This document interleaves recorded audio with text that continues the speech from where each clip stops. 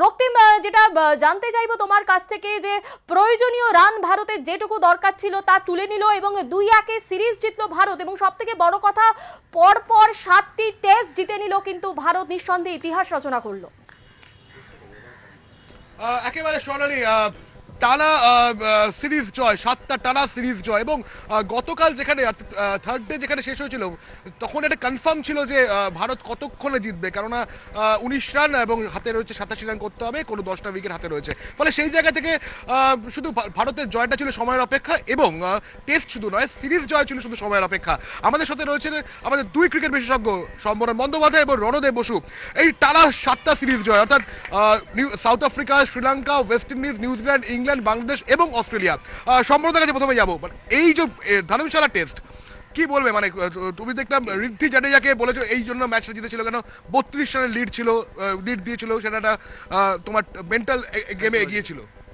না, first thing হচ্ছে আমার তো মনে পড়ছে না ইদানিংকালে বা লাস্ট 50 ইয়ার্সের মধ্যে ইন্ডিয়া পরপর 7খানা সিরিজ কবে জিতেছিল। আমার হিস্ট্রি, এটা হিস্ট্রি। আর সেকেন্ড থিং, এটা ম্যাচ চেঞ্জিং পয়েন্ট অনেকগুলো থাকে, অনেক জায়গায় ম্যাচ ঘোরে, কিন্তু ইন্ডিয়া অস্ট্রেলিয়ার সাথে টাফ কন্ডিশন, একটা সেশন ওরা পেয়েছে, একটা সেশন আমরা পেয়েছি। কিন্তু আমার যেটা মনে হচ্ছে কালকে ঋদ্ধি এবং জাডেজার যে পার্টনারশিপটা, এই কারণে বলছি আমি, কেন মনে হচ্ছে তুমি যদি 1 রানের লিডও নাও না, তাতে একটা সাইকোলজিক্যাল অ্যাডভান্টেজ থাকে, আর যদি 2 রানের পিছিয়ে পড়ো কিছুই না, এটা হচ্ছে 100 করা আর 99 রান করার মতো।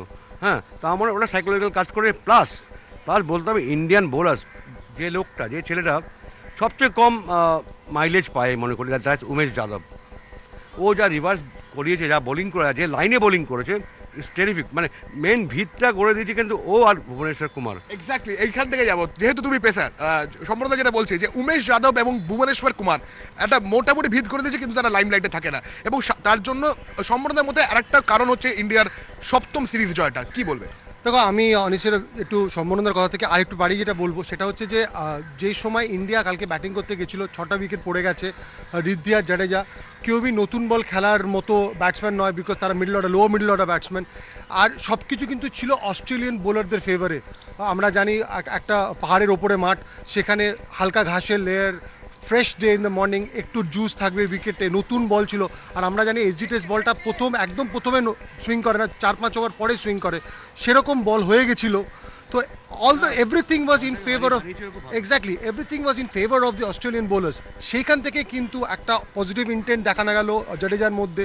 ঋদ্ধি, আমরা বলি না যে you have to bite the bullet, he did that. 33 run করেছে, কিন্তু পার্টনারশিপ করেছে, 33 রানের বা 35 রানের লিড দিয়েছে ইন্ডিয়াকে। সেখানে কিন্তু এরকম একটা খেলায় কিন্তু 33-35 রান লিড কিন্তু বড় ফ্যাক্টর হয়ে যায়, যেটা আমরা দেখলাম। খুব একটা বেশি রান চেস করতে হলো না 4th ইনিংসে ইন্ডিয়াকে। আরেকটা মজার লাগছে যে সবসময় আমরা বলি টার্নিং উইকেটে আমরা ম্যাচ জিতেছি, এটা কিন্তু টার্নিং উইকেট ছিল, it was a good batting wicket. সেখানে উমেশ যাদব, ভুবনেশ কুমার এবং অবভিয়াসলি আমাদের the best spinning bowlers Ashwin and Jadeja came back, 3টে করে উইকেট।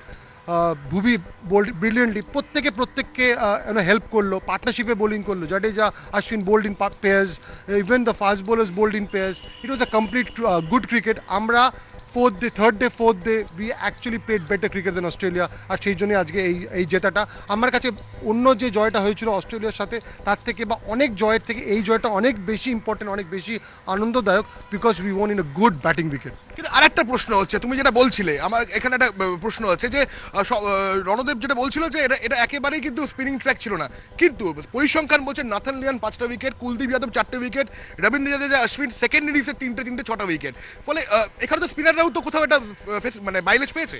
না, স্পিনাররা, আমার তো নাথান লিওনের বোলিং খুব ভালো লেগেছে, কারণ ওর রিলিজ অফ বোলিং বা বলের বাইট, সিমের position excellent, perfect off spin bowling বলতে যা বোঝায় পারফেক্ট।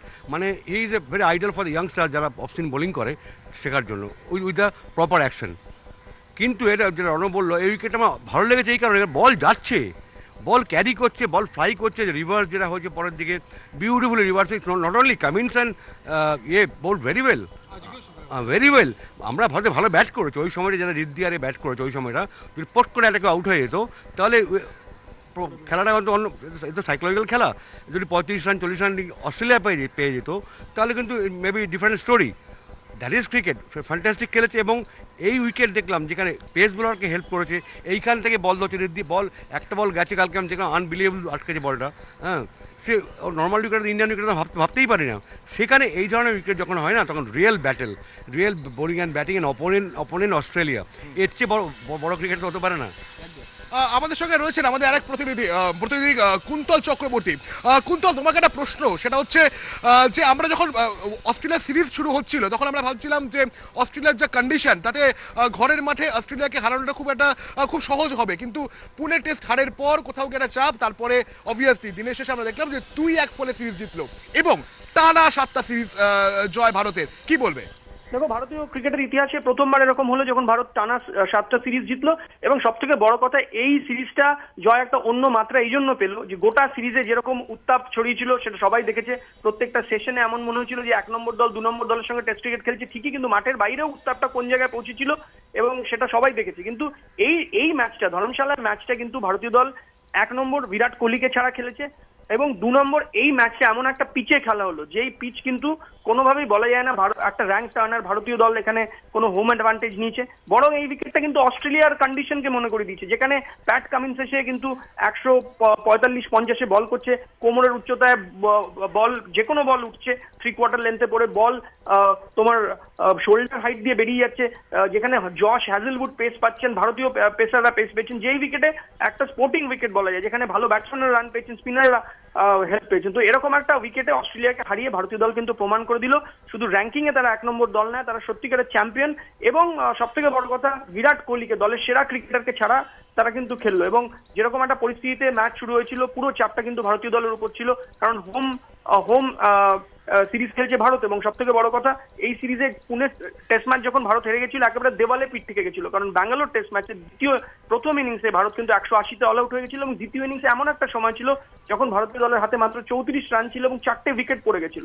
সেখান থেকে কামব্যাক কিন্তু মনে করিয়ে দেয় যে 2001 সালের সেই স্মরণীয় সিরিজ যেখানে স্টিভ ওয়ার ভারতকে হারিয়েছিল সৌরভ গঙ্গোপাধ্যায়ের ভারতীয় দল, সেই সিরিজকে কিন্তু মনে করিয়ে দিচ্ছে এই সিরিজ যে একদম দেওয়ালে পিঠ থেকে যাওয়া অবস্থায় ভারতীয় দলের কামব্যাক। এবং শুধু এই টেস্ট ম্যাচটা জিতে ভারতীয় দল কিন্তু প্রমাণ করে দিয়েছে যে গত 7টা সিরিজ যে জিতে তারা যে র্যাঙ্কিং এ 1 নম্বর হয়েছে, তারা শুধু র্যাঙ্কিং এ খাতায় কলমে 1 নম্বর দল নয়, তারা কিন্তু একেবারে সত্যিকারের চ্যাম্পিয়ন এবং যে কোনো দলকে যে কোনো কন্ডিশনে তারা কিন্তু হারানোর ক্ষমতা রাখে।